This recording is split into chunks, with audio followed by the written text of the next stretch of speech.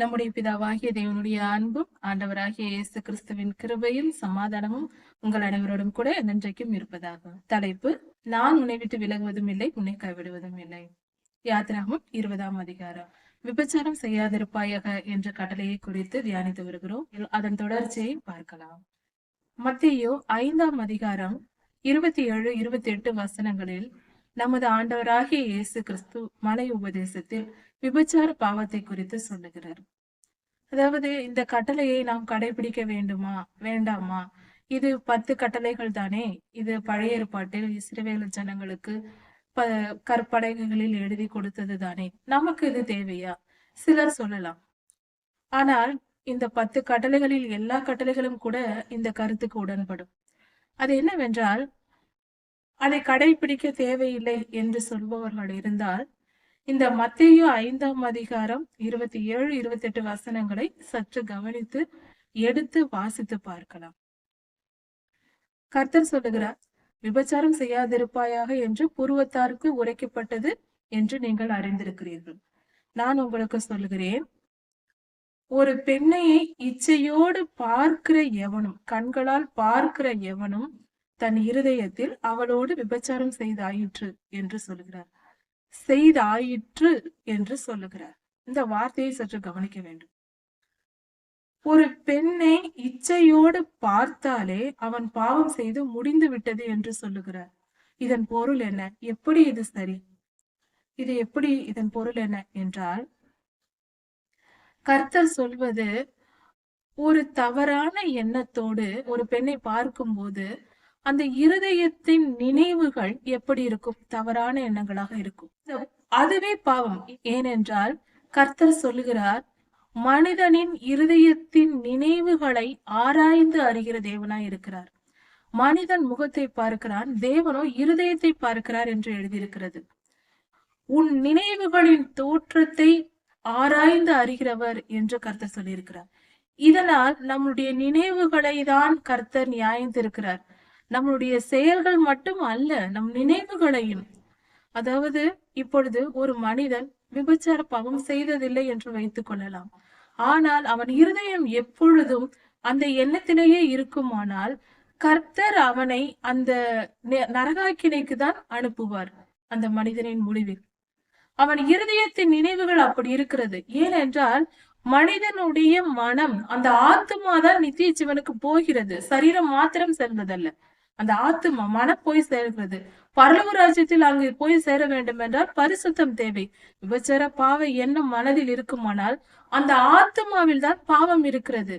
கலங்கப்பட்ட அந்த ஆத்துமா நித்திய ஜீவனுக்குள் சென்று பரலோக ராஜ்யத்தில் கர்த்தருடைய சன்னதியில் இருக்க வேண்டும் என்றால் அது தகுதி இல்லை. பாவம் செய்த ஆத்துமா அங்கு போக முடியாது. சரீரத்தில் மாத்திரம் பாவம் செய்யப்படுமானால் சரீரம் மாத்திரம் நம் நித்திய ஜீவனுக்குள் போவதில்லை. அது நம்முடைய சரீரம், நம்முடைய ஆவி, நம் ஆத்துமா எல்லாம் போகிறது. அதனால் பாவம் செய்து கொண்டே நம் இருதயத்தின் நினைவுகளில் பாவம் இருந்தால் நித்திய ஜீவனை சுதந்திரித்துக் கொள்ளவே முடியாது. அது எவ்வித பாவமா இருந்தாலும், முக்கியமாக விபச்சார பாவத்திற்கு இருதயத்தின் நினைவுகள் சுத்தமாக இருக்க வேண்டும். சிலர் நினைக்கலாம், இது அன்று கர்த்தர் 2000 வருடங்களுக்கு முன்பாக, சுமார் 2000 வருடங்களுக்கு முன்பாக கர்த்தர் கூறிய வார்த்தை. இன்று பலவிதமான மீடியாக்களில், செல்போன்களில் பலவிதமான தவறான காரியங்கள் ஒளிபரப்பப்படுகிறதாம்.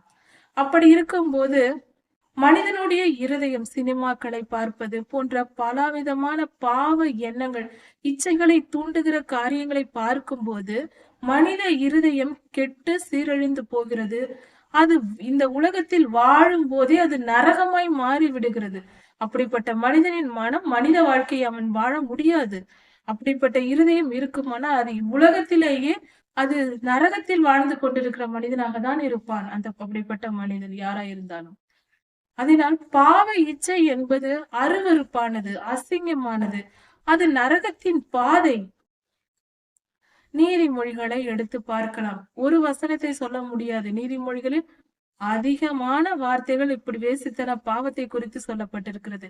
குறிப்பிட்டு 7ஆம் அதிகாரத்தில் பார்க்கும்போது வேசி ஆழமான படுகுழி என்று சொல்லப்படுகிறது. பாவ எண்ணத்தை தூண்டுகிற பெண்கள் பொல்லாத பிசாசுகளின் உருவங்கள் என்றே வைத்துக் கொள்ளலாம். அவர்கள் மனம் இவ்வுலக வாழ்க்கையிலேயே அது நரகத்தை அனுபவித்துக் கொண்டிருக்கும். இப்படிப்பட்ட சிலர் தற்கொலை பண்ணிக் கொள்வதை கூட பார்க்கலாம். பாவத்திலேயே வாழ்கிற பெண்கள், பாவத்திலேயே வாழ்கிற ஆண்கள் சிலர் தற்கொலை பண்ணிக் கொண்டு இறந்து விடுவார்கள். காரணம், அந்த பொல்லாத ஆவிகளின் வழி நடத்துதலுக்கு அவர்கள் இடம் கொடுப்பதினால். அது கொண்டு போய் அங்குதான் முடிக்கும். முழுக்க முழுக்க பிசாசின் கிரியை இது. மனிதனுக்காக அப்படி தோன்றாது. அது பிசாசு தான், பொல்லாத ஆவிகள் தான் அப்படி மனிதனுக்கு போதித்து வெளியிலிருந்து போதிக்கும். அதற்கு இடம் கொடுத்து அப்படிப்பட்ட செயல்களுக்கு நம் மனதையும் நம் கண்களையும் நம் காதுகளையும் திறந்து வைத்தால் இவ்வுலக வாழ்க்கையிலேயே நரகத்தை அனுபவித்து சாக வேண்டியதுதான். நம் இருதயத்தை காத்து கொள்ள வேண்டும். அந்த ஆத்மாவில் எந்த கரையும் எந்த பாவமும் இல்லாதபடி பரிசுத்தமாய் காத்து கொள்ள வேண்டும். 10 கட்டளைகள் இல்லை என்றால், இதை நாம் வாசித்து தெரிந்து கொள்ளவில்லை என்றால், கண் போன போக்கில் போய்கொண்டு கால் போன போக்கில் நடந்து கொண்டு வாழ வேண்டியதுதான். எது பாவம் என்றும் தெரியாது, எது பரிசுத்தம் என்றும் தெரியாது, எது பாதாளத்துக்கு போகும் வழி, எது பரலோகத்துக்கு போகும் வழி என்றே தெரியாமல் வாழ வேண்டியதுதான். கட்டளைகளை எடுத்து வாசியுங்கள். கர்த்தருடைய வார்த்தைகளை கேளுங்கள். மனம் திரும்புங்கள். கர்த்தருடைய ராஜ்யம் சமீபமாய் இருக்கிறது. ஆண்டவர் வரப்போகிறார். அவர் வந்த பின்பு ஒன்றும் செய்ய முடியாது. ஆண்டவரே, இன்னும் கொஞ்சம் காலம் கொடுங்க, நாங்கள் மனம் திரும்பிக் கொள்ளுகிறோம் என்று கேட்டால், உன் நேரம் முடிந்தது என்று சொல்லிவிடுவார். கர்த்தர் சொல்லி இருக்கிறார். அவர் அப்படித்தானே சொல்லி இருக்கிறார். அவர் நம் மனம் திரும்புவதற்கு கொடுக்கப்பட்ட காலம் இதுதான். ஐஸ்வர்யவான் லாசரு கதையில் நாம் பார்க்கிறோமே, ஓமையில் சொல்லி இருக்கிறாரே ஆண்டவர். அந்த ஐஸ்வர்யவான் மரித்து நரகத்திற்கு சென்ற பின்பு ஆபிரகாம் ஐயாவின் மடியில் இருக்கிற லாசருவை பார்க்கும் போது, இங்கிருந்து யாரையாவது அனுப்புங்கள், என் சகோதரர்கள் மனம் திரும்பட்டும் என்று சொல்லுகிறார். இல்லை, உனக்கும் இனி இரக்கம் இல்லை, உன் சகோதரர்களுக்கு அங்கிருக்கிற ஊழியர்கள் பதில் சொல்லட்டும். நியாய பிரமாணம் இருக்கிறது, மோசே ஐயா இருக்கிறார் என்றால் நியாய பிரமாணம் இருக்கிறது, அதற்கு செவி கொடுக்கட்டும் என்று சொல்லுகிறார். காலம் முடிந்ததானால் முடிந்ததுதான். இருக்கிற வாழ்க்கையின் நம் நேரம், வாழ்க்கை என்பதே நமக்கு மனம் திரும்புவதற்காக கர்த்தர் கொடுத்திருக்கிற அவகாசமே. செயலாலும் மனதாலும் பரிசுத்தமாய் வாழ வேண்டும். நான் செயல்களால் மட்டும் பரிசுத்தமாய் வாழ்ந்து கொள்கிறேன், மனதால் நான் எப்படி வேண்டுமானால் நான் எதை வேண்டுமானாலும் நினைத்துக் கொள்வேன், அதனால் என்ன தவறு என்று சொல்லலாம். பாவம். ஆனால் கர்த்தர் அப்படி நினைக்கவில்லை. உன் இருதயம் எப்படிப்பட்டிருக்கிறது? ஒருவனை பார்க்கும் போதே முகத்தை பார்ப்பவர் அல்ல. நீ என்ன செய்கிறாய், நீ என்ன உடுத்திருக்கிறாய், நீ எப்படி நடக்கிறாய், அதையெல்லாம் பார்த்து கொண்டிருப்பவர் அல்ல. அதற்கு முன்னமே நம் மனதில் தோன்றும். நாம் என்ன செய்ய போகிறோமோ அந்த காரியத்திற்கு முன்பே நம் மனதில் நினைப்போம். எந்த வேலையையும், இன்று ஒரு நீல நிற டிரெஸ்ஸை நாம் அணிய வேண்டும் என்று நினைத்தால் முதலில் நினைக்கிறோம், அதன் பின்பு அந்த நீல நிற டிரெஸ்ஸை எடுத்து அணிந்து கொள்கிறோம். இப்படிதான் செய்கிறோம். அதே போல நம்மளுடைய ஒவ்வொரு செயல்களும் முதலில் நினைக்கிறோம், பின்பு நடக்கிறோம். நாம் நினைக்கும் போதே கர்த்தர் அறிந்து விடுவார் நாம் இப்படிதான் நினைக்கிறோம் என்று. அதை குறித்தே நியாயம் தீர்த்து விடுவார். நாம் செயல்களை வைத்து நாம் கர்த்தரிடத்தில் நீதிமான்களாய் நடிக்க முடியாது. நீ என்ன நினைத்துக் கொண்டிருக்கிறாய் என்று கேட்பார். நம் மனம் பரலோக ராஜ்யத்தோடு கனெக்ட் ஆகி இருக்கிறது. அதாவது நாம் செல்போனை உபயோகிக்கிறோம் எல்லோரும். இது செல்போன் எப்பொழுதும் டவரோடும், டவர் எப்பொழுதும் சேட்டலைட்டோடும் தொடர்பு கொண்டே இருக்கும். எப்பொழுதும் அந்த சிக்னல் வந்து கொண்டே இருக்கும். அதனால்தான் நாம் எப்பொழுது வேண்டுமானாலும் எடுத்து பயன்படுத்த முடிகிறது. கொஞ்சம் சிக்னல் வீக் ஆனாலே நமக்கு எரிச்சல் அடைகிறோம். என்ன சிக்னல் வீக் ஆகிவிட்டது, என்ன சிக்னல் எடுக்கவில்லை, ஏன் செல்போன் உபயோகிக்க முடியவில்லை என்று ஒரு நிமிடத்திற்குள் டென்ஷன் ஆகி விடுவோம். ஏன் எப்படி நடக்கிறது? அது தொடர்ந்து அந்த சிக்னல் வந்து கொண்டே இருக்கிறது.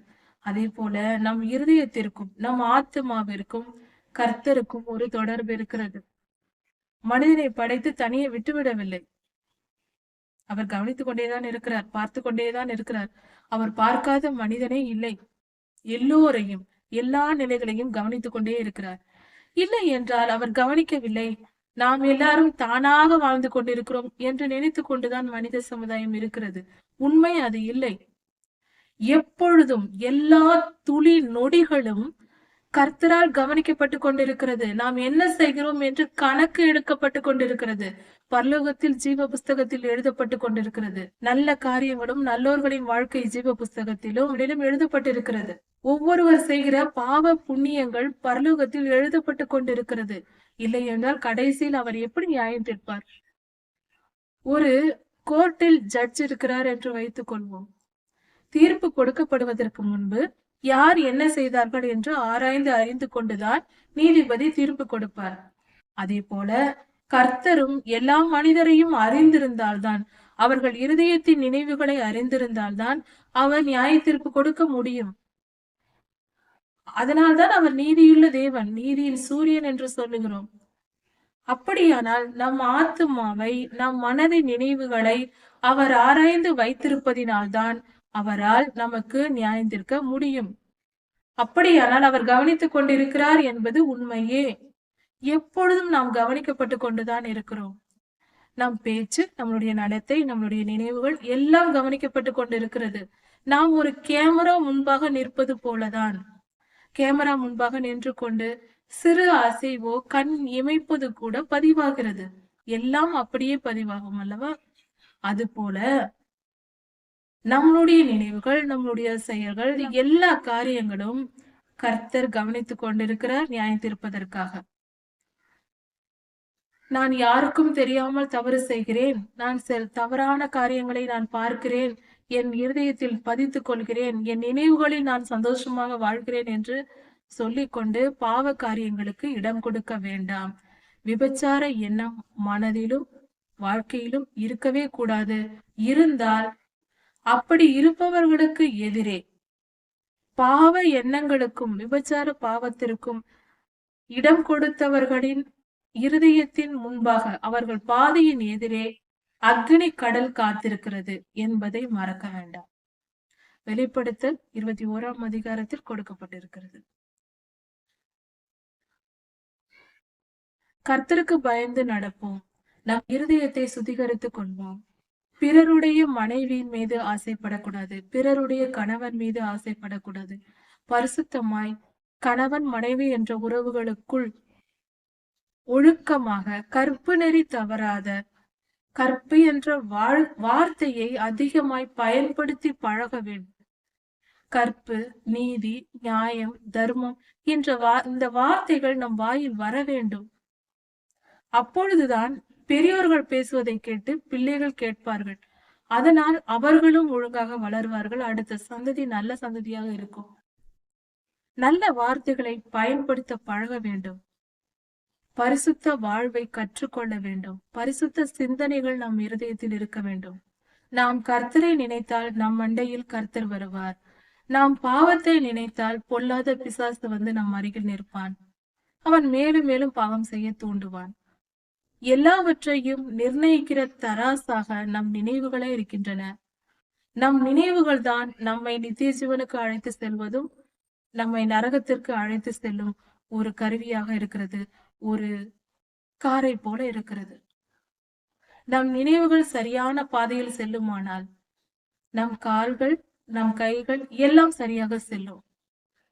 நம் நினைவுகள் செல்லும் இடம்தான் நாம் செல்வோம். நாம் கர்த்தரை நோக்கி சென்றால், நம் நினைவுகள் கர்த்தரை நோக்கி சென்றால் நம்மளுடைய வாழ்க்கையின் முடிவும் நித்திய ஜீவனாக இருக்கும். நம் கால்களும் நம் கைகளும் நாம் முழுவதுமாக கர்த்தருடைய ராஜ்யத்திற்குள் போய் சேருவோம். நாம் பாதை பரிசுத்தமாய் இருக்கும்.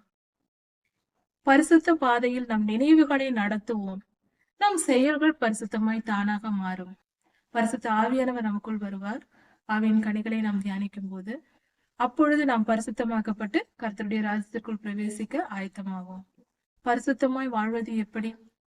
ஆவியின் கனிகளை நாம் கற்றறிந்து தினமும் அதிகாலையில் நாம் ஜெபித்து அந்த வசனங்களை தியானித்து, அந்த 2 வசனங்களையும் தியானித்து, அன்பு அன்பு என்றால் நான் தினமும் எல்லோரிடமும் அன்பாக இருப்பேன், கர்த்தரிடத்தில் முழுமையாய் அன்பு கூறுவேன், மற்றவர்களிடத்திலும் அன்பு கூறுவேன், பிறரை மன்னித்து எல்லோரிடத்திலும் அன்பாய் இருப்பேன் என்று அன்பு என்ற வார்த்தையை குறித்தும், சந்தோஷம், நாம் எப்பொழுதும் நித்திய ஜீவனுக்குள் செல்வேன் என்று சந்தோஷப்பட்டும், பரிசுத்த பாதையில் நடந்து நித்திய ஜீவனை சுதந்திரித்துக் கொள்வேன் என்று சந்தோஷப்படலாம். கர்த்தர் என்னோடு இருக்கிறார், நான் சமாதானமா இருப்பேன் என்று சமாதானத்தை சொல்லிக் கொள்ளலாம். நம் ஆத்மாவுக்கு நாம் போதிக்க வேண்டும். இப்படியாக கர்த்தர் நீடிய பொறுமை உள்ளவர், நானும் நீடிய பொறுமையாய் இருப்பேன். நான் கர்த்தர் தயவு உள்ளவர், நானும் எல்லோருக்கும் தயவு காட்டுவேன் என்று நம் இருதயத்திற்கு நாமே போதித்துக் கொள்ள வேண்டும்.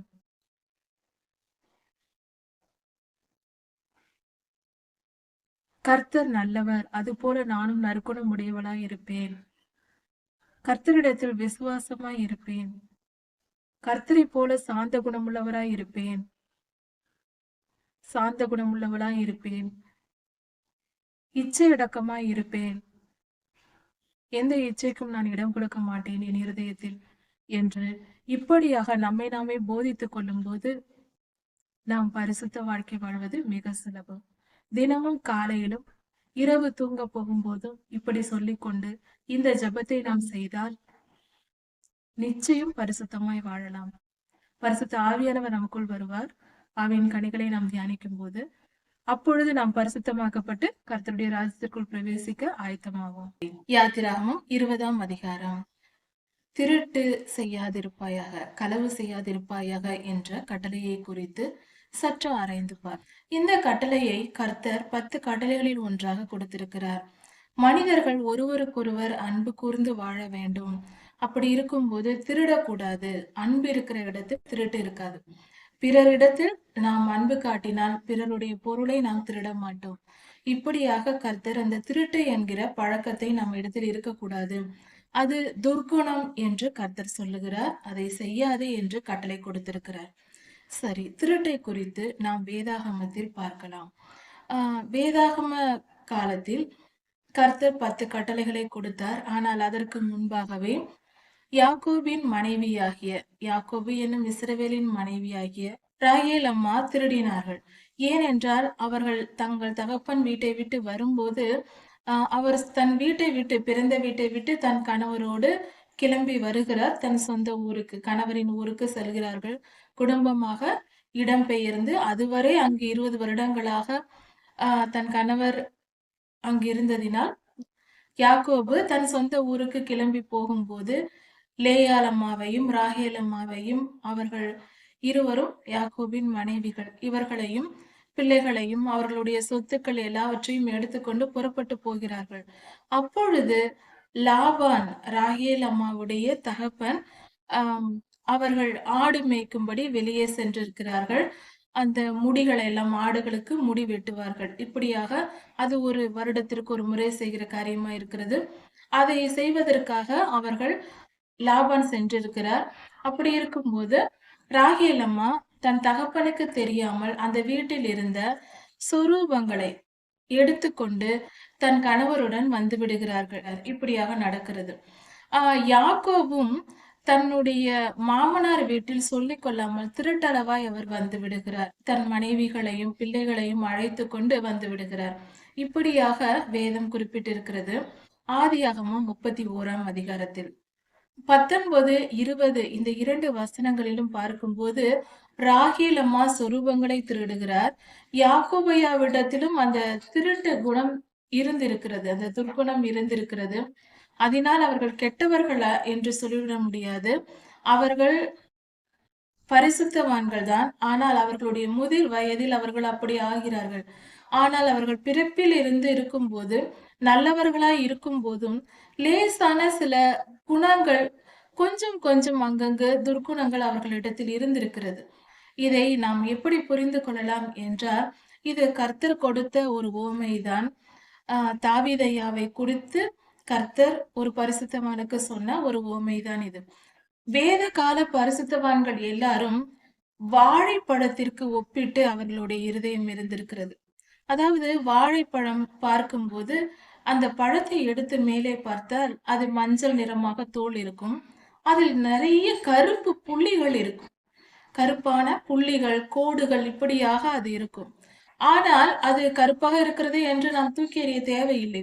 அதை உரித்து பார்த்தால், அந்த தோலை எடுத்துவிட்டு பார்க்கும்போது அந்த பழம் உள்ளே எந்த வித மாசு மருவும் இல்லாமல் சுத்தமான வெள்ளையாக மஞ்சள் நிறமாக இருக்கும். அந்த தோலில் காணப்படுகிற அந்த கருப்பு நிறங்கள் அந்த பழத்திற்குள் எதுவுமே இருக்காது. அதனால் பாதிக்கப்பட்டும் இருக்காது. அதுபோல வேதகால பரிசுத்தவான்கள் தங்கள் ஆத்துமாக்கள் சுத்தமாய் இருந்தார்கள். ஆனால் மாம்சத்தின்படி சில குறைகள், சில தவறுகள் செய்தார்கள். குறைகள் அவர்களிடத்தில் இருந்தது. அது அவர்கள் சில குற்றங்கள் செய்தார்கள். அதனால் கர்த்தரால் தண்டிக்கப்பட்டு பின்பு மனம் திரும்பினார்கள். இப்படிதான் அவர்களுடைய வாழ்க்கை இருந்திருக்கிறது. இதை நாம் சற்று புரிந்து கொள்ள வேண்டும். எடுத்த உடனே நல்லவர்கள் அல்லது கெட்டவர்கள் என்று ஒரே 2 முடிவு மட்டும் அல்ல, சரியான புரிதல் வேண்டும். அவர்கள் எந்த நிலையில் அவர்கள் நல்லவர்களாக இருந்திருக்கிறார்கள், எந்த சூழ்நிலையில், எந்த வித காரணங்களினால் அவர்கள் தவறு செய்கிறார்கள். ஆனால் எப்படி இருந்தாலும் குற்றம் குற்றமே கர்த்தருக்கு முன்பாக. இப்படி அவர்கள் செய்ததின் விளைவாக அவர்கள் திருட்டு குணம் இருந்தது. யாக்கோபையாவுக்கும் இருந்திருக்கிறது, ராகேல் அம்மாவிடத்திலும் இருந்திருக்கிறது. ஆனால் அதன் விளைவு என்ன என்பதை குறித்து ஒரு புதிய வெளிப்பாடை பார்க்கலாம். ராகேல் அம்மா தன் தகப்பன் வீட்டை விட்டு தன் கணவரின் வீட்டிற்கு செல்லும் போது அந்த சொரூபங்களை திருடி ஒளித்து வைத்துக் கொள்ளுகிறார்கள் அந்த கூடாரத்தில். அந்த தகப்பன் வந்து கேட்கும் போது ஏதேதோ காரணத்தை சொல்லி மறைத்து விட்டார்கள். இந்த சொரூபங்களை எடுத்துக்கொண்டு போய்விட்டார்கள். பாருங்கள், ராகேல் அம்மா வாழ்க்கையில் அவர் செய்த தவறு, அவருடைய மூத்த குமாரனான ராகேலின் மூத்த குமாரன் முதல் கற்ப பிறப்பாகிய யோசேப்பையா அதே பாதிப்பை ராகேல் அம்மா செய்த தவறுக்கான பலனை யோசேப்பையா அனுபவிக்கிறார். அதாவது ராகேல் அம்மாவும் லேயல் அம்மாவும் சகோதரிகளாக இருக்கிறார்கள். இருவரையும் யாக்கோபையா திருமணம் செய்து கொள்கிறார்கள். அது பெரிய சரித்திரம். வேதத்தில் 12ஆம் அதிகாரம் ஆதியாகமத்தில் படித்து பார்த்தால் தொடர்ச்சியாக அவர்களுடைய வாழ்க்கை சரிதை முழுவதும் படிக்கலாம். இப்படி அவர்கள் ஒருவருக்கொருவர் அக்கா தங்கை இருவரும் போட்டி போட்டுக் கொள்வது, பொறாமைப்படுவது போன்ற காரியங்கள் இருந்திருக்கிறது. ராகேல் அம்மாவும் திருடி இருக்கிறார் என்று சொல்லப்பட்டிருக்கிறது. வேதத்தில் ஆதியாகமம் 31, 19, 20 வசனங்களில் கொடுக்கப்பட்டிருக்கிறது. யாக்கோபையாவும் திருட்டுத்தனமாக தன் மனைவிகளை அழைத்து கொண்டு வந்து விட்டார் என்று 20ஆம் வசனத்தில், ஆதியாகமம் 31ஆம் அதிகாரம் 20ஆம் வசனத்தில் சொல்லப்பட்டிருக்கிறது. இப்படி நாம் தொடர்ச்சியாக பார்த்து கொண்டிருக்கும் போது இதன் விளைவாக இஸ்ரவேலின் குமாரர்கள், யாக்கோபு என்னும் இஸ்ரவேலின் குமாரர்கள் 12 பேர். அந்த 12 பேரில் அவர்களுக்குள் சகோதரர்களுக்குள் போட்டியும் பொறாமையும் அப்படியே இருந்திருக்கிறது. பெற்றோர்களின் சுபாவம் பிள்ளைகளிடத்தில் தொடர்ந்து வந்திருக்கிறது. யோசேப்பையாவின் வெறும் அண்ணன்கள் 10 பேரும் என்ன செய்கிறார்கள்? யோசேப்பையாவின் மேல் பொறாமைப்படுகிறார்கள். அதன் விளைவாக யோசேப்பையாவை குழியில் போட்டுவிட்டு அவரை கொல்ல நினைக்கிறார்கள். யோசேப்பையாவை எடுத்து அடிமையாக விற்று விடுகிறார்கள், தன் சொந்த சகோதரன் என்று பார்க்காமல். செய்துவிட்டு எகிப்திற்கு அடிமையாக அனுப்பிவிடுகிறார்கள். அதன் பின்பாக தன் தகப்பனாரிடத்தில் போய் யோசிப்பை காணோம் என்று பொய் சொல்லுகிறார்கள். பொய் சொல்லி இருக்கிறார்கள், திருட்டுத்தனம் செய்திருக்கிறார்கள். யோசிப்பையாவை இந்த வேலை செய்து அவரை அடிமையாக விற்று, ஏனெனில் முதலில் குழியில் போட்டு மறைக்க பார்க்கிறார்கள். ராகேல் அம்மா எப்படி தன் சொரூபங்களை தன் வீட்டில் வைத்து கொண்டு அதன் மேல் ஏறி உட்கார்ந்து கொண்டு தன் தகப்பனிடத்தில் மறைத்து விடுகிறார்கள். அதே போல யோசேப்பையாவும் ஒரு குழிக்குள் போடப்பட்டு மறைக்கப்படுகிறார் முதலில். அதன் பின்பு மற்ற சகோதரர்கள் வந்து மீண்டுமாக தூக்கி எடுத்து அடிமையாக விற்கிறார்கள். இந்த காரியம் ஒரே போல தாய் செய்த பாவம் பிள்ளையிடம் வந்தது என்பது போல கர்த்தர் சரியாக நியாயம் தீர்க்கிறார். இப்படிதான் நம் வாழ்க்கையில் ஒவ்வொரு காரியங்களும், நமக்கு துன்பம் வந்தது, கஷ்டங்கள் வருகிறது என்றால் கண்டிப்பாக அதன் பின்புலமாக நம்முடைய தவறு, நம்மளுடைய பெற்றோர்களின் குற்றங்கள், பாவங்கள், சாபங்கள் இவைகள் இருக்கும். இதை நாம் ஆராய்ந்து பார்க்கும் போது கர்த்தர் எவ்வளவு நீதி உள்ளவர் என்பதையும் தெரிந்து கொள்ளலாம். கர்த்தருக்கு பயப்படுகிற பயமும் நமக்கு வரும். இப்படியாக ராகேலம்மா செய்த தவறு யோசிப்பையாவின் காலத்தில் அவரது ராகேலம்மாவின் குமாரனான யோசிப்புக்கு நடந்தது. இதிலிருந்து திருட்டுத்தனம் பாவம் என்பதும், அதை நாம் செய்யக்கூடாது, அதை நாம் செய்தால் மீண்டுமாக நாம் திருடப்படுவோம், நாம் ஒருவர் பொருளை திருடினால் நம்முடைய பொருட்கள் திருடு போகும் என்பதையும் நாம் புரிந்து கொள்ள வேண்டும். இது சத்தியமான உண்மை. அதனால்தான் கர்த்தர் களவு செய்யாதிருப்பாயாக என்று சொல்லுகிறார். இந்த திருட்டுத்தனம் செய்கிறவர்களிடத்தில் அந்த திருட்டின் ஆவி உள்ளே புகுந்து பெறும். அது எலியின் ரூபம் என்று சொல்லுவார்கள். அந்த எலியின் ரூபம் கொண்ட எலியினுடைய சுபாவம் திருட்டுத்தனம், திருடி குழி பதித்து திருடி கொண்டே இருக்கும். அது போல எலியின் சுபாவம் நமக்குள் இருக்கக்கூடாது. அந்த எலியை போன்ற திருட்டுத்தனத்தின் ஆவி என்ன செய்யும்? மனிதன் செய்கிற பாவத்திற்கு நாம் திருடினால் அந்த ஆவி உள்ளே நுழைந்து நம்மை ஒரு நேரத்தில் அது பழி வாங்கும். மற்றவர்களால் நம்முடைய பொருட்கள், நாம் எதை திருடினோமோ அதே போல நம்முடைய பொருட்களும் திருடு போகும். அப்படிப்பட்ட ஒரு சூழ்நிலை இந்த பொல்லாத ஆவிகள் வந்து செய்யும். ஏனெனில் கர்த்தருடைய பிள்ளைகள் நாம் பரிசுத்தமாய் இருந்தால் இப்படிப்பட்ட பாவங்களுக்கு விலகி கொள்ளலாம். நம்முடைய பொருள்கள் பாதுகாக்க நாம் எந்த பாதிப்புக்கும் உட்பட மாட்டோம். அதனால் திருட்டுத்தனம் வேண்டாம். அடுத்தது யோசுவா 7ஆம் அதிகாரம் 10, 11 வசனங்களில் பார்க்கும்போது திருட்டை குறித்து கொடுக்கப்பட்டிருக்கிறது. அதாவது இஸ்ரவேல் ஜனங்களின் வனாந்திர பயணத்தின் முடிவில் யோசேப்பு ஐயா கானானுக்குள் பிரவேசித்து அங்குள்ள தேசத்தின் ராஜாக்களோடு சண்டையிட்டு அவர்களை கொள்ளையடித்து அவர்கள் பாவம் செய்து அக்கிரமங்கள் நிறைந்திருந்த அந்த காலத்தில் அவர்களை அழித்து இவர்கள் இஸ்ரவேலர்கள் போய் அந்தந்த ஊர்களை சுதந்திரித்து கொண்டார்கள். இப்படியாக நடந்தது. அந்த சமயத்தில் யோசுவா ஐயா ஒரு முறை எரிகோ பட்டணத்திற்கு போகிறார். அங்கு கர்த்தரிட்ட கட்டளைகளின்படியே யுத்தம் செய்கிறார்கள். 6 நாளும் எரிகோ பட்டணத்தை சுற்றி வந்து 7ஆம் நாளில் 7 முறை சுற்றி வந்து அந்த எரிகோ பட்டணத்தை அழித்து அந்த மதில் சுவர் இடிந்து விழுகிறார். காரணம் என்னவென்றால் அங்கு அப்படிப்பட்ட அக்கிரமம் நிறைவேறி இருக்கிறது. சோதம் குமாரா போன்ற அந்த மாதிரியான மிகப்பெரிய அக்கிரமங்கள், பாவங்கள் நிறைவேறியதினால் அங்கு இருக்கிற மக்கள் முழுவதையும் அழிக்கும்படியாக கர்த்தர் கட்டளையிடுகிறார். அவர்களுடைய மிருக ஜீவன்கள் கூட நீங்கள் எடுக்கக்கூடாது, எதையும் எடுத்துக்கொள்ள கூடாது என்று சொல்லி இருக்கிறார். அங்கு இருக்கிற தங்கம், வெள்ளி, வெண்கலம், இரும்பு போன்ற பொருள்களை மட்டும் அது கர்த்தருடைய ஆலயத்தின் பரிசுத்தத்திற்காக எடுத்துக்கொள்ள வேண்டும். நீங்கள் எதையும் தொடக்கூடாது என்று கர்த்தர் சொல்லி இருக்கிறார். ஆனால் இஸ்ரவேலர்கள் அங்கு யோசுவா தலைமையில் போய் யுத்தம் செய்யும் போது அதே போல கர்த்தருக்கு கீழ்ப்படிந்து எல்லா காரியங்களையும் கர்த்தருடைய கட்டளைகளின்படியே செய்தார்கள். ஆனால் யூதா கோத்திரத்தில் இருந்த ஆகான் என்னும் ஒரு மனிதன் மட்டும் அங்கு விலை உயர்ந்த ஒரு நல்ல ஒரு பாபிலோனிய சால்வையையும் 200 சேக்கல் வெள்ளியையும் 50 சேக்கல் தங்கத்தையும் எடுத்துக்கொண்டு அதை பார்த்தவுடன் அதன் மேல் இச்சித்து அதன் மேல் ஆசைப்பட்டு இதை நமக்காக எடுத்துக்கொள்வோம் என்று தனியாக எடுத்து யாருக்கும் தெரியாமல் திருடி கொண்டு வந்து தன் கூடாரத்தின் மண்ணை தோண்டி தன் கூடாரத்தின் அடியிலேயே புதைத்து விட்டார். அந்த மனிதன், ஆகான் என்கிற அந்த மனிதன். இப்படி நடந்து முடிந்து விட்டது. இது யாருக்கும் தெரியாது. இந்த சம்பவம் நடந்து முடிந்த பின்பாக யோசுவா ஐயா ஆயி என்னும் பட்டணத்திற்கு யுத்தத்திற்கு போகிறார். அடுத்த பட்டணத்திற்கு போகிறார். இஸ்ரவேலர்கள் எல்லோரும் போக தேவையில்லை, 2000 அல்லது 3000 பேர் போனால் போதும் என்று யோசுவா ஐயா திட்டமிடுகிறார்கள். அப்படி போகும்போது இவர்கள் போகிறார்கள். ஆனால் ஒவ்வொரு யுத்தத்திலும் வெற்றி பெறுகிற இஸ்ரவேலர்கள் இந்த முறை தோற்று விடுகிறார்கள்.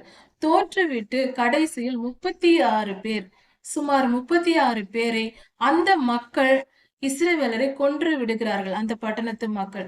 இப்படி நடந்து முடிந்ததும் யோசுவா ஐயா மிகவும் துக்கத்துடன் திரும்பி வந்து கர்த்தருடைய சன்னதியில் விழுந்து அழுகிறார். ஆண்டவரே, நாங்கள் எல்லா இடத்திலும் நாங்கள் ஜெயித்து வந்தோமே, இப்பொழுது நாங்கள் தோற்கிறோமே, என்ன செய்வது, ஏன் இப்படி நடந்தது என்று அவர்கள் துக்கத்துடன், ஆண்டவரே எங்களை காப்பாற்றும், நாங்கள் யோர்தானுக்கு அந்த பக்கமே இருந்திருக்கலாமே என்றெல்லாம் புலம்பி அழுகிறார். இதை பார்த்த கர்த்தர் யோசுவா ஐயாவோடு பேசுகிறார். அதை குறித்து வெளிப்படையாக ஏன் இப்படி நடந்தது அந்த தோல்வி. யாத்திராகமம் 20ஆம் அதிகாரம். களவு செய்யாதிருப்பாயாக என்ற கட்டளையை குறித்து நாம் ஆராய்ந்து வருகிறோம். யோசுவா 7ஆம் அதிகாரம் 10, 11 வசனங்களை நாம் தியானித்து வருகிறோம். அதில் யோசுவா ஐயா யுத்தத்திற்கு போகும்போது எரிகோ பட்டணத்தில் வெற்றி பெறுகிறார். அங்குள்ள பாபிலோனிய சால்வையையும் வெள்ளியையும் தங்கத்தையும் அந்த ஆகான் என்கிற யூதா கோத்திரத்து மனிதன் திருடி கொள்கிறார். அதை தன் கூடாரத்தில் மறைத்து வைத்திருக்கிறார். இதனால் ஆயி பட்டணத்திற்கு யோசுவா ஐயா யுத்தத்திற்கு போகும்போது அங்கு தோல்வியுற்று அவர்கள் 36 பேர்களை இழந்து, அந்த பட்டணத்தார் 36 பேர்களை, இஸ்ரவேலர்களை கொன்று விடுகிறார்கள். இதனால் துக்கமுற்ற யோசுவாயா கர்த்தருடைய சன்னதியில் வந்து அழுது கொண்டிருக்கிறார். அப்பொழுது கர்த்தர் யோசுவாயோடு பேசுகிறார். கர்த்தர் சொல்லுகிறார், நீங்கள் என் உடன்படிக்கையை மீறினீர்கள் என்று கர்த்தர் பேசுகிறார். நீ ஏன் யோசுவா அழுது கொண்டிருக்கிறாய் என்று முதலில் கேட்கிறார். அப்பொழுது யோசுவாயா தன் தோல்வியை பற்றி சொல்லுகிறார். அப்பொழுது கர்த்தர் பேசுகிறார், நீங்கள் என் உடன்படிக்கையை மீறினீர்கள். அங்குள்ள திருடக்கூடாது என்று சொன்ன அந்த சால்வையையும் சாபத்தீடானதை நீங்கள் எடுத்துக்கொண்டு வந்து பாளையத்தில் வைத்திருக்கிறீர்கள். அதனால்தான் இந்த தோல்வி நேரிட்டது. நீங்கள் இப்படி செய்வானேன் என்று கர்த்தர் சொல்லுகிறார். நீங்கள் என்னை வஞ்சித்தீர்கள் என்றும் கர்த்தர் சொல்லுகிறார். இதை கேட்டதும் யோசுவா ஐயா என்னவென்று புரியாமல் கர்த்தரிடம் விவரம் கேட்கிறார். அப்பொழுது கர்த்தர் அந்த ஆகான் என்னும் யூதா கோத்திரத்து மனுஷனை வெளிப்படுத்துகிறார். மறுநாளில் அந்த நாளில் அந்த ஆகானை பிடித்து யோசுவா ஐயா ஆகானை பிடித்து அழைத்து வந்து ஏன் இப்படி செய்தாய் என்று கேட்கிறார். என்ன செய்தாய், நீ என்ன தவறு செய்தாய் சொல் என்று கேட்கிறார். அப்பொழுது அந்த ஆகான், நான் வெள்ளிப்பாலத்தையும் தங்கத்தையும் பாபிலோனிய சால்வையையும் எடுத்துக்கொண்டு வந்து என் கூடாரத்தின் அடியில் மண்ணில் புதைத்து வைத்திருக்கிறேன் என்று சொன்னார். உடனே அங்குள்ள மற்ற மனிதர்கள் ஓடி போய் அந்த கூடாரத்தை திறந்து அதிலுள்ள மண்ணை நோண்டி பார்க்கும்போது அந்த பொருட்கள் எல்லாம் கிடைத்தன. அப்பொழுது அந்த தங்கத்தையும் வெள்ளியையும் அந்த சால்வையையும் அந்த ஆகானையும் அந்த குடும்பத்தையும் அவர்களுக்குண்டான எல்லாவற்றையும் எடுத்துக்கொண்டு வந்து பாளையத்திற்கு புறம்பே அழைத்து கொண்டு போய் எல்லாவற்றையும் வைத்து அவர்களை கல்லெறிந்து கொன்றார்கள். அவர்களையும் அவர்கள் பொருள்களையும் போட்டு அங்கே கற்குவியலாய் குவித்தார்கள். இன்று வரைக்கும் அது ஆகோர் பள்ளத்தாக்கு என்று அழைக்கப்படுகிறது. இன்றும் அந்த இடம் இருக்கிறது, கற்குவியலாய் ஆகார் பள்ளத்தாக்கு என்று. அதனால் கர்த்தருடைய வார்த்தையை மீறி அந்த பொருட்களை திருடியதினால் அவர்கள் தோல்வியுற்று 36 பேர் கொல்லப்பட்டார்கள். சுமார் 36 பேர் என்று வேதத்தில் கொடுக்கப்பட்டிருக்கிறது. இப்படியாக கர்த்தருக்கு கீழ்ப்படிந்திருக்கும் போது எரிகோவை வெற்றி பெற்றார்கள். கர்த்தருக்கு கீழ்ப்படியாமல் திருடிய போது, அந்த திருடு என்னும் பாவத்தை செய்த போது ஆயி பட்டணத்தில் சென்று தோல்வியுற்று வந்தார்கள். இதிலிருந்து நாம் தெரிய வேண்டியது, நாம் எப்பொழுதும் நாம் எல்லா சூழ்நிலையிலும் எந்த காலத்தில் வாழ்கிற மனிதர்களானாலும் இந்த காலத்திலும் சரி நம் வாழ்க்கையிலும் இன்ப துன்பங்கள் வருகிறது. துன்பங்களுக்கு காரணம் நாம் தான். கர்த்தர் எதையும் மனதார தம்முடைய பிள்ளைகளுக்கு கஷ்டப்படுத்தும்படி கொடுக்க மாட்டார். நம்மளுடைய பாவங்களின் நிமித்தமாகவே நமக்கு துன்பம் வருகிறது. பாவம் எது, பாவம் எது, பரிசுத்தம் எது என்றால் அதை அறிந்து கொள்ள வேத வசனங்களை படிக்க வேண்டும். அப்பொழுதுதான் பாவம் எது பரிசுத்தம் எது என்று தெரிந்து நாம் பரிசுத்தமாய் வாழ முடியும். நம் மனதில் தோன்றுவதெல்லாம் பரிசுத்தம் என்றும் நம் மனதிற்கு சில காரியங்கள் பரிசுத்தம் என்று தோன்றும். அதே காரியங்கள் மற்றவருக்கு அது அசுத்தம் என்று தோன்றும். அப்படியானால் யார் சொல்வது சரி? இதை எதை வைத்து நாம் சரி பார்ப்பது என்றால் கர்த்தருடைய வார்த்தை, நம்மை படைத்தவர் சொல்வதுதான் சரியாக இருக்கும் அல்லவா? அவருடைய வார்த்தைகள் தான் வேத வசனங்களாக நமக்கு எழுதி கொடுக்கப்பட்டிருக்கிறது. அவர் இருதயத்தை திறந்து அங்கு ஊற்றி நம்முடைய வேதத்தில் நமக்கு கொடுத்திருக்கிறார். பைபிளை திறந்து படிக்கும் போது, வேதாகமத்தை, பரிசுத்த வேதாகமத்தை படிக்கும் போது நாம் கர்த்தருடைய இருதயத்தை அறிந்து கொள்ளலாம். எது பரிசுத்தம் எது பாவம் என்று அறிந்து கொள்ளலாம். அப்படி அறிந்து கொண்ட போது அதற்கு கீழ்ப்படிந்து நாம் நடக்கும் போது, அதை ஏற்றுக்கொண்டு மனதார அதை ஏற்றுக்கொண்டு கீழ்ப்படிந்து நடக்கும் போது கர்த்தருடைய கிருபையை நாம் பெற்றவர்களாக இருக்கிறோம். இன்னொரு காரியம் என்னவென்றால், அந்த திருடு என்பது ஒரு பாவம், களவு செய்தல் என்பது ஒரு பாவம். அதை செய்யாதே என்று கர்த்தர் சொல்லுகிறார். அதனால் நாம் செய்யக்கூடாது. இன்னொரு காரியம், அப்படி செய்தால் என்ன நடக்கும் என்றால், திருடினால் என்ன நடக்கும் என்பதை பார்த்தோம். திருடுவதனால் ஏற்படுகிற பாதிப்பு என்ன? அதாவது பொல்லாத ஆவிகள், வலு சர்ப்பம், லூசிபர், அவனுடைய சேனைகள் அவனுக்கென்று ஒன்று உண்டு. அது ஒவ்வொரு விதமான குரூப்புகளை அவன் வைத்திருக்கிறான். நாம் பேஸ்புக்கில் குரூப் வைத்திருப்பது போல அவனும் பல குரூப்புகளை வைத்திருக்கிறான். ஒவ்வொரு பாவத்திற்கும் ஒவ்வொரு விதமான குரூப்புகளை அவன் ஆப்ரேட் பண்ணுவான். திருடு செய்வதற்கு திருட்டின் ஆவி என்று இருக்கிறது. பொய் சொல்வதற்கு பொய்யின் ஆவி இருக்கிறது. தாறுமாறான வேலைகளை செய்வதற்கு தாறுமாறான ஆவி இருக்கிறது. வேசித்தனம் என்று சொல்வதற்கு வேசித்தன ஆவி இருக்கிறது. இப்படியாக ஒவ்வொரு பாவத்தையும் செய்ய தூண்டுகிற பொல்லாத ஆவிகளை அவன் தன்னுடைய தூதர்களாக வைத்திருக்கிறான். கர்த்தர் எப்படி பரிசுத்த தூதர்களை வைத்திருக்கிறார்களோ அதே போல பொல்லாத சாத்தானும் தன்னுடைய பாவம் செய்ய தூண்டுகிற பொல்லாத ஆவிகளை அவன் வைத்திருக்கிறான். திருடு என்பது பாவம், அதை செய்யாதே என்று கர்த்தர் சொல்லுகிறார். மீறி செய்தால் என்ன நடக்கும்? நாம் திருடினால் அந்த திருட்டின் ஆவி நமக்குள் வரும். அது என்ன செய்யும்? கொஞ்சம் கொஞ்சமாக அந்த திருட்டை அதிகப்படுத்தும். எல்லா பாவங்களும் முதலில் ஆரம்பத்தில் சிறிதளவாக மனிதன் செய்வான், தன் மாம்ச சிந்தையின்படி. ஒரு பாவம் ஒரு மனிதன் செய்து விட்டால் அந்த பாவத்திற்குரிய அந்த பொல்லாத ஆவி அவனுக்குள் நுழைவதற்கு ஒரு டிக்கெட் கொடுத்தது போல ஆகிறது. இப்படி அவன் உள்ளே வந்து விட்டால் அவன் மேலும் மேலும் அந்த பாவத்தை அதிகப்படுத்தி கொண்டே போய் கடைசியில் நம்மை கொல்லும் வரைக்கும் அவன் விடமாட்டான். இப்படியாக தான் பொல்லாத ஆவிகள் செய்கிறது. சிலர் இப்படிப்பட்ட பாவத்தை பாதியிலேயே நிறுத்தி விடுவார்கள். அப்படி நிறுத்தியவர்கள் அந்த பாவத்திற்குரிய தண்டனையை பெறுவார்கள். அவனுடைய பேச்சை கேட்டுக்கொண்டு வாழ்க்கை முழுவதும் பாவம் செய்கிறவர்களும் உண்டு. அதனால் சிறிதளவு நாம் செய்தால் போதும், பொல்லாத ஆவிகள் வந்து நுழைந்து விடும். அதனால்தான் கர்த்தர் சொல்லுகிறார், களவு செய்யாதே. துளியும் செய்யக்கூடாது, கொஞ்சம் தானே, சிறியது தானே. சிறு பிள்ளைகள் ஒரு பென்சிலை திருட ஆரம்பிக்கிறார்கள் என்றால் நம் வீட்டில் உள்ள பிள்ளைகள் உடனே அவர்களை கடுமையாக தண்டித்து அவர்களை அப்பொழுதே திருத்தி விட வேண்டும். சிறு பிள்ளைகளிலேயே பாவத்தை திருத்தி விட்டால் பெரியவர்கள் ஆகும் போது அவர்கள் பரிசுத்தவான்களாக வளருவார்கள். அவர்கள் வாழ்க்கை சுலபமானதாக இருக்கும், பாவம் செய்யாமல்.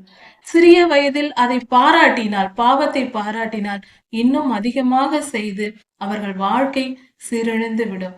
பெற்றோர்களின் பங்கு பிள்ளைகளை வளர்ப்பதில் ரொம்ப ஜாக்கிரதையாக இருக்க வேண்டும். பெற்றோர்கள் முதலில் இந்த கட்டளைகளை கை கொண்டு நடந்தால் பிள்ளைகள் பரிசுத்தமாய் வளர்வார்கள், அவர்கள் வாழ்க்கையும் நன்றாக இருக்கும். பெற்றோர்கள் பிள்ளைகளுக்கு சொத்து சுகங்களை சேர்த்து வைக்க தேவையில்லை. நற்குணங்களை போதித்து தாங்களும் வாழ்ந்து காட்டி அப்படி வளர்த்தால் போதுமானது. அதுவே சரியான வாழ்க்கை முறை. அதைதான் பெற்றோர்கள் கடமையாக கர்த்தர் சொல்லுகிறார். யோவான் 10:10 வசனங்களில், யோவான் 10ஆம் அதிகாரம் 10ஆம் வசனத்தில் சொல்லப்பட்டிருக்கிறது, திருடன் கொல்லவும் அழிக்கவுமே, திருடன் திருடவும் கொல்லவுமே வருகிறான் என்று. திருடன் திருடவும் கொல்லவும் வருகிறான். திருட்டு என்பதும் கொல்வது என்பதும் அழிவுக்குரிய காரியங்கள். இது பிசாசின் கிரியைகள். திருடன் என்று இந்த இடத்தில் சொல்லப்படுவது பிசாசை குறிக்கிறது. பொல்லாத ஆவிகள் தான் நம்மை அழிப்பதற்காக இப்படிப்பட்ட தந்திரங்களை சொல்லும். திருட்டு என்றால் என்ன என்றால், ஒரு சுலபமான ஒரு காரியத்தை, ஒரு பொருள் நமக்கு தேவை என்றால் அதை உழைத்து சம்பாதித்து பணத்தை சேர்த்து அந்த பொருளை நாம் வாங்குகிறோம். ஒரு செல்போன் வேண்டும் என்றால் நாம் பணத்தை உழைத்து சம்பாதித்து அந்த பணத்தை எடுத்து ஒரு செல்போன் வாங்க வேண்டும். இதற்கு காலம், உழைப்பு போன்ற காரியங்கள் வேண்டும். சந்தர்ப்ப சூழ்நிலைகள் அமைய வேண்டும். சற்று காலமாகும். ஒரு சிறு பையன் வாங்க விரும்புகிறான் என்றால் அவனுக்கு கொஞ்சம் காலமாகிறது என்று வைத்துக் கொள்வோம். அதே சமயத்தில் திடீரென்று ஒரு நண்பனுடைய செல்லை திருட வேண்டும் என்றால் ஒரு நிமிடத்தில் அவன் திருடி விடலாம். இப்படிதான் பொல்லாத ஆவிகள், நீ சுலபமாக இதை அடையலாம், சீக்கிரமாக இதை அடைந்து விடலாம், உன் ஆசையை நீ நிறைவேற்றிக் கொள்ளலாம் என்று இச்சையை தூண்டி அந்த பாவத்தை செய்ய வைக்கிறான். யாக்கோபு 1ஆம் அதிகாரம் 14-15 வசனங்களில் சொல்லப்பட்டிருக்கிறது, இச்சையானது பாவத்தை பிறப்பிக்கும், பாவம் கர்ப்பம் தரித்து மரணத்தை பிறப்பிக்கும் என்று. அப்படி பார்க்கும்போது இச்சை என்பது, ஆசை வேறு இச்சை வேறு. ஆசை என்பது நியாயமாக நமக்கு உரிமையுள்ள பொருள்களை நாம் ஆசைப்படுவது, நம் வீட்டில் உள்ள உணவை நாம் சாப்பிடுவது போல. இச்சை என்பது அடுத்தவர் பொருள் மேல் ஆசைப்படுவது, நமக்கு உரிமை இல்லாததை நாம் இச்சிப்பது, நம் தகுதிக்கு மிஞ்சியதை எதிர்பார்ப்பது, அளவுக்கு அதிகமாய் ஆசைப்படுவது. அதாவது ஆசை என்று சொல்ல முடியாது, அது நமக்கு தகுதி இல்லை, நமக்கு கிடைக்காது, ஆனால் அதன் மேல் எனக்கு வேண்டும் என்று நினைப்பது, அதற்காக பாவம் செய்வது. இதுதான் இச்சை என்று சொல்லப்படுகிறது. அதனால் இப்படிப்பட்ட பாவத்திற்கு நாம் விலக்கி காத்து கொள்ள வேண்டும். இதனுடைய முடிவு மரணமாய் இருக்கும். இப்படிப்பட்ட பாவத்தை தூண்டுகிற பொல்லாத கிரியைகள், இருளின் கிரியைகள் என்ன செய்யும் என்றால் அதன் சுகத்தை காட்டும். அதாவது திருடுவது என்பது சுலபமானது. திருடினால் சுலபமாக ஒரு விஷயத்தை அடைந்து விடலாம், பணத்தை சம்பாதித்து விடலாம். உழைத்து சம்பாதிப்பது நேர்மையான வழி. அதை செய்தால் மிகவும் நீண்ட காலம் ஆகும், அது மிகவும் கஷ்டம், உன்னால் முடியாது என்று சொல்லி பொல்லாத ஆவிகள் மனிதனோடு பேசும். கர்த்தரும் மனிதனோடு பேசுகிறார். எந்த குரலை நாம் கேட்கிறோம் என்பதே முக்கியம். இச்சை இருக்கிற மனம் பொல்லாத ஆவிகளின் பேச்சை கேட்கும். பரிசுத்தத்தையும் நீதியையும் தேடுகிற மனம் கர்த்தருடைய வார்த்தையை கேட்கும். அப்படியானால் நம் இருதயத்தில் நீதியாய் நாம் வாழ்ந்தால், நீதியின் வார்த்தைகள் நம் இருதயத்தில் இருக்குமானால், அந்த நீதியின் வார்த்தையின்படி நாம் கர்த்தருடைய ஆவியானவரின் சொற்களை கேட்டு நாம் நடப்போம். அதனால் நமக்குள் பரிசுத்தம் உண்டாகும். பரிசுத்தமான வாழ்க்கை வாழ்ந்து பரிசுத்தமான பரலோக ராஜ்யத்தை சென்றடைய முடியும். பாவம் செய்தால், இச்சித்து பாவம் செய்தால் அந்த பாதை நரகத்திற்கு கொண்டு போய் சேர்த்து விடும். அது எரி நரகம், அக்னியும் கந்தகமும் எரிகிற அக்னி கடலில் அதில் போய் நாம் நித்தியமாக வேதனையை அனுபவிக்க வேண்டி வரும். அதனால் இந்த காரியங்களை குறித்து நாம் ஜாக்கிரதை உள்ளவர்களாய் நம் வாழ்க்கையை நாம் காத்து கொள்ள வேண்டும். திருட்டு என்பது பாவம். களவு செய்யாதிருப்பாயாக என்று கர்த்தர் சொல்லுகிறார். எந்த காரணத்தை முன்னிட்டும் சாக்கு போக்கு சொல்லக்கூடாது. என்னுடைய சூழ்நிலை அப்படி, அதனால் களவு செய்தேன் என்று. அப்படியெல்லாம் ஒன்றும் இல்லை. அது நம்மை நாமே ஏமாற்றிக் கொள்கிற செயலாய் இருக்கிறது. தயவு செய்து எந்த காரணத்தையும் எந்த காரியத்தையும் சொல்லக்கூடாது. பாவம் என்றால் பாவம்தான். அதை இந்த காரணங்கள், சூழ்நிலைகள் இப்படியெல்லாம் சொல்லிக்கொண்டு திருட்டை களவு செய்வதை நியாயப்படுத்த கூடாது. எந்த சூழ்நிலையா இருந்தாலும் திருடு பாவம்தான். கர்த்தர் திருடாதே என்று சொல்லி இருக்கிறார். இந்த உலகத்தில் கர்த்தர் இந்த 10 கட்டளைகளின்படி வாழ்ந்து காண்பித்திருக்கிறார். அவருக்கு இருக்கிற அதே சூழ்நிலைகள் தான் நமக்கும் இருக்கிறது. அதனால் கர்த்தரால் திருடாமல் வாழ முடிந்தது, அதே போல நம்மாலும் வாழ முடியும். இந்த மண்ணில் வாழ்ந்து காண்பித்து சென்றிருக்கிறார். அதனால் எந்த காரணத்தை முன்னிட்டும் நாம் திருடக்கூடாது. சந்தர்ப்ப சூழ்நிலைகளை சொல்லக்கூடாது. அதை துளியளவும் நம்மில் இராதபடி நம் இருதயத்தை காத்துக்கொள்வோம். திருட்டில் இன்னொரு விதமான ஒரு திருட்டு இருக்கிறது. தங்களுடைய வருமானத்தில் 10ல் 1 பங்கு தசம பாகத்தை கர்த்தருடைய ஆலயத்திற்கு கொடுக்க வேண்டும் என்று கர்த்தர் கட்டளை கொடுத்திருக்கிறார். தசம பாகத்தை நாம் செலுத்துவதில்லை. பலர் இந்த பாவத்தை செய்கிறார்கள், பாவம் என்று அறியாமலே. அப்படி நாம் தசம பாகத்தை கொடுக்காமல் நமக்கென்று வைத்து கொண்டால் சாக்கு போக்கு சொல்லக்கூடாது. வருடத்தில் 3 முறை ஆண்கள் கர்த்தருக்கு காணிக்கை செலுத்த வேண்டும் என்றும், வருடத்தின் பலனில் தசம பாகம் செலுத்த வேண்டும் என்று வேதம் சொல்லி இருக்கிறது. அதனால் வருடத்தில் ஒரே முறை கூட செலுத்தி விடலாம். அதில் 10ல் 1 பங்கை எடுத்து கர்த்தருக்கு நாம் செலுத்த வேண்டும். நாம் தசம பாகத்தை செலுத்தாவிட்டால் அதுவும் கர்த்தருடைய தசம பாகத்தை நாம் திருடியதாக கணக்கு வரும். மல்கியா 3ஆம் அதிகாரத்தில் இதை குறித்து கொடுக்கப்பட்டிருக்கிறது. அதனால் எப்பொழுதும் தசம பாகத்தை சரியாக செலுத்த வேண்டும். இல்லை என்றால் அது கர்த்தருடைய பணத்தை நாம் திருடி கொண்டது போல ஒரு செயலாக அமைகிறது. இதுவும் பாவமே. அதனால் கர்த்தருடைய கட்டளைகளை மீறுகிற இந்த செயலை நாம் செய்யக்கூடாது. எந்த சூழ்நிலையிலையும் கர்த்தருக்கு காணிக்கை செலுத்துவதும் தசம பாகம் செலுத்துவதும், நாம் வேண்டிக் கொண்ட காணிக்கைகளை செலுத்துவதையும் தாமதப்படுத்தாமல் சரியான நேரத்தில் நாம் செலுத்திவிட வேண்டும். கர்த்தருக்கு பயப்படுகிற பயத்தோடு. அவர் சர்வ வல்லவர். அவருக்கு நாம் பயந்து நடக்க வேண்டும். பொருத்தனை பண்ணி கொண்டால் அதை உடனே செலுத்த வேண்டும். அல்லது பொருத்தனையை செலுத்த வசதி இருக்கிறதா என்று பார்த்து கொண்டு பொருத்தனை செய்ய வேண்டும். பொருத்தனை செய்யாமல் கூட இருக்கலாம். ஆனால் பொருத்தனை செய்துவிட்டு காணிக்கை செலுத்தாமல், வேண்டிக் கொண்டதை செய்யாமல் இருக்கக்கூடாது. கர்த்தருக்கு பிரியமாய் நடப்போம். களவு செய்யாதிருப்பாயாக என்ற இந்த கட்டளையை கை கொண்டு நடந்து நாம் கர்த்தருக்கு பரிசுத்தமாய் வாழ்ந்து நித்திய ஜீவனை சுதந்திரித்துக் கொள்வோம். யாத்திராகமம் 20ஆம் அதிகாரம். 10 கட்டளைகளை குறித்து நாம் ஆராய்ந்து வருகிறோம். இப்பொழுது 9வது கட்டளையான பொய் சாட்சி சொல்லாதிருப்பாயாக என்ற கட்டளையை குறித்து சற்று ஆராய்ந்து பார்ப்போம். பொய் சாட்சி சொல்வது பாவம் என்று கர்த்தர் சொல்லுகிறார். பொய் சாட்சி சொல்லாதிருப்பாயாக. பிறனுக்கு விரோதமாக பொய் சாட்சி சொல்லக்கூடாது. பிறருக்கு விரோதமாக இது நடக்காத ஒன்றை நடந்தது என்று சொல்வது பொய். இது நடக்கவில்லை, இப்படிப்பட்ட ஒரு எந்த குற்றமும் நடக்கவில்லை என்னும் போது அதை மாற்றி பொய் சொல்வது தவறு. அதே போல ஒருவர் செய்த தவறை இன்னொருவர் செய்ததாக சொல்வதும் பொய்யாக இருக்கிறது. அப்படிப்பட்ட பொய் சாட்சி சொல்லக்கூடாது. அதனால் ஏற்படுகிற விளைவுக்கு கர்த்தர் நியாயம் தீர்ப்பார். இப்படிப்பட்டவர்கள் பரலோக ராஜ்யத்திற்குள் பிரவேசிக்க முடியாது. பொய் பேசுகிறவர்கள் கர்த்தருடைய ராஜ்யத்திற்குள் வர முடியாது என்று வேதம் தெளிவாக சொல்லுகிறது. வெளிப்படுத்தல் 21ஆம் அதிகாரம் 8ஆம் வசனத்திலும் 22ஆம் அதிகாரம் 15ஆம் வசனத்திலும் பொய்யர் நரகாக்கினையை அடைவார்கள் என்று வேதம் சொல்லுகிறது. பொய்யர் என்ற வார்த்தை பயன்படுத்தப்பட்டிருக்கிறது. அப்படிப்பட்டவர்கள் 2ஆம் மரணமாகிய அக்னி கடலில் பங்கடைவார்கள் என்று சொல்லப்பட்டிருக்கிறது. பொய்யர் என்றால் யார்? பொய் பேசுகிறவர்கள். வார்த்தையில் பொய் சொல்லுகிறவர்கள் யாராய் இருந்தாலும் கண்டிப்பாக அவர்கள் நரகத்திற்கு தான் செல்வார்கள் என்று தெள்ள தெளிவாக வேதத்தில் சொல்லப்பட்டிருக்கிறது. தயவு செய்து வெளிப்படுத்தலில் 21ஆம் அதிகாரம் 22ஆம் அதிகாரத்தில் சொல்லப்பட்டிருக்கிற அக்னி கடலுக்கு யார் யார் பங்கடைவார்கள் என்பதை கவனித்து பார்த்து அப்படிப்பட்ட துர்குணங்கள் நம் மனதில் இருக்கிறதா என்பதை நம்மை நாமே ஆராய்ந்து கொள்வது நல்லது. யார் கர்த்தருடைய ராஜ்யத்திற்குள் போவார்கள், பரலோக ராஜ்யத்திற்கு போவார்கள் என்றால் நம்மை நாமே ஆராய்ந்து அறிந்து கொள்ளலாம்.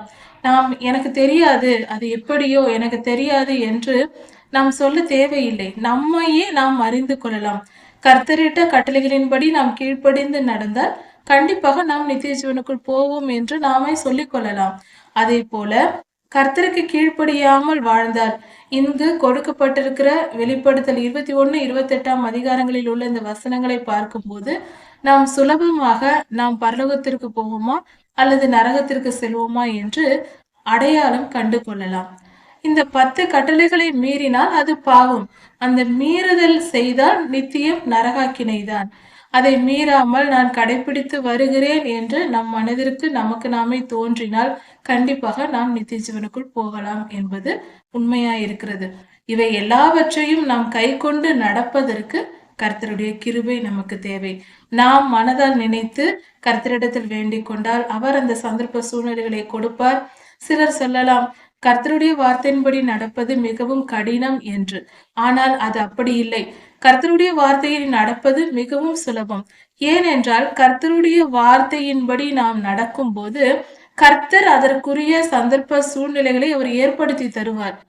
சாத்ராக், மேஷாக், ஆபேத்நேகோ மூவரும், அனனியா, மிஷவேல், அசரியா என்கிற இந்த மூவரும் அக்னியில் அவர்கள் தூக்கி போட்ட போது அவர்கள் பாதுகாக்கப்பட்டார்கள். அந்த அக்னி சூளையிலிருந்து காப்பாற்றப்பட்டார்கள்.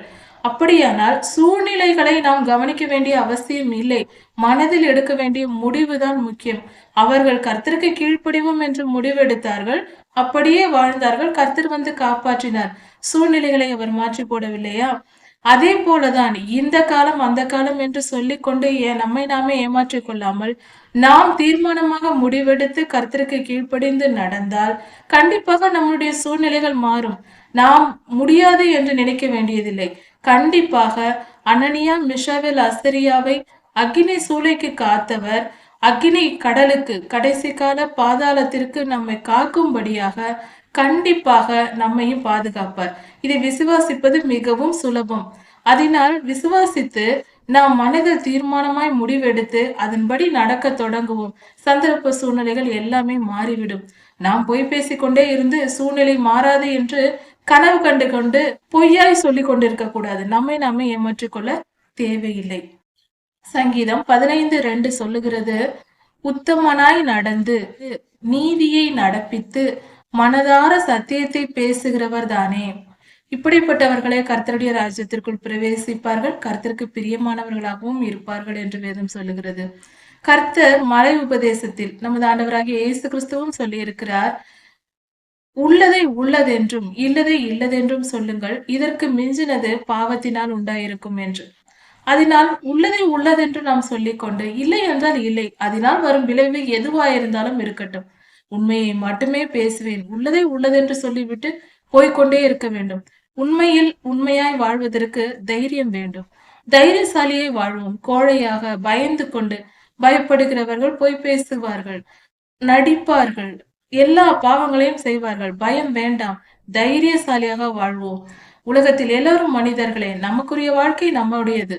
நாம் சரியாக வாழ வேண்டும் என்று முடிவெடுத்து நாம் சரியாக தைரியமாக வாழ வேண்டும். எதற்கும் பயப்படக்கூடாது. கர்த்தர் பயத்தின் ஆவியை நமக்கு கொடுக்கவில்லை என்பதை நாம் அறிந்து கொள்ள வேண்டும்.